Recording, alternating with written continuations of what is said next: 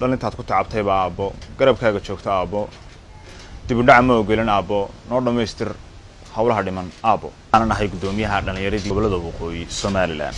runtii shacabka Soomaaliyeed waxay ka dhursugayaan ama ay u dhagtaagayaan 15 May oo ku astaysan maalinta loo asteeyay doorashada annagoo ah dhalinyaradii xabsiyada kala wada duwan ee dunida laga soo daayay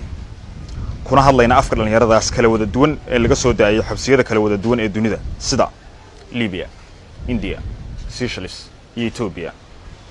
dhalinyaradaas oo iyadoo aanay jirin maalin aan uga baahi badnayn maalintaas inuu qarankayagu barbar joogsado noona muujiyay madaxweynaha garab istaag iyo hiil aan dareennay in qarankayagu barbar joogo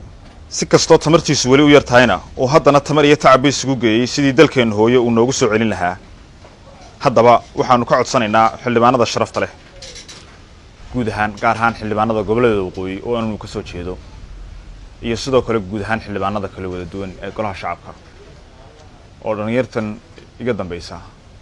nin walba uu gobol ka soo jeedo waxaan ugu baaqaynaa inay ixtiraamaan tixgeliyaan codsigeena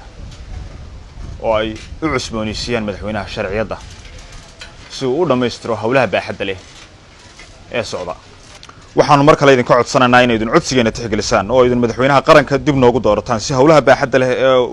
ee socda uu noogu dhameystiro mahadsanidin mudanayaal ugu dambeyn waxaan leenahay dhalintaad ku tacabtay baa aabbo garabkaaga joogta aabbo dib u dhac ma ogolan aabbo noo dhammaystir hawlaha dhiman aabbo